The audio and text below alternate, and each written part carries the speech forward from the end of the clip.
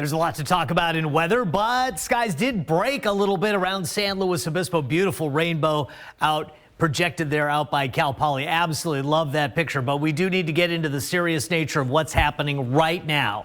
Flash flood warning was issued just at the beginning of this newscast for this box in here. That's the eastern portion of the city of Santa Barbara through Carpinteria and Montecito and all the way into parts of Ventura County. And of course, this area has a very interesting history with flooding. We've seen 3 to 7 inches of rain so far, and the rain rates have been 3/4 of an inch to 1 inch per hour on top of saturated ground. That can cause problems. Additional amounts of 1 to 3 expected in the area. So flooding in this area is either imminent or already happening. And the scary thing at this time of day is that it is dark. You cannot see the water that is running. It is best to stay off the roads and out of harm's way. Of course, stay in tune with the local authorities in this area should any other kind of advisory be needed. So we have a flash flood watch in place through the entire southern portion here of Santa Barbara County. In fact, all the way up to Santa Maria. And then we have the flood watch north of that in San Luis Obispo County for all the saturation that we've seen today.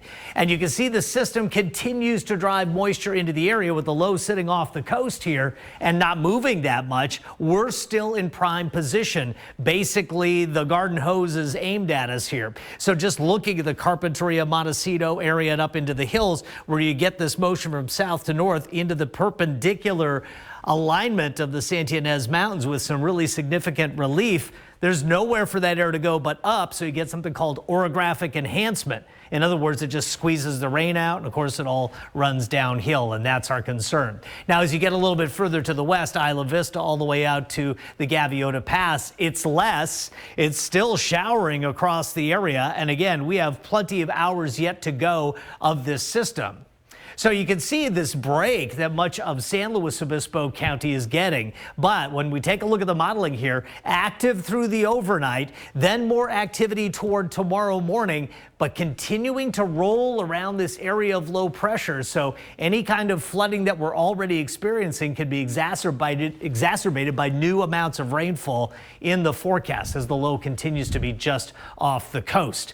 Additionally, at higher elevations, it's winds 20 to 30, gusting 50 to 60 through 7 a.m., which can cause additional problems. And again, there's the low right out here. So the track will slowly move here to the south and to the east, but that keeps us in the southwesterly flow. And the Weather Prediction Center has bullseyed our area with additional rainfall. This is the latest WPC forecast that puts another, again, 1 to 3 inches of rain on the south coast on top of the 3 to 7. And it can come in the form of thunderstorms both later on tonight and into tomorrow. Travel forecast doesn't look great in Southern California tomorrow or Friday, but ultimately the system does release off to the east after that.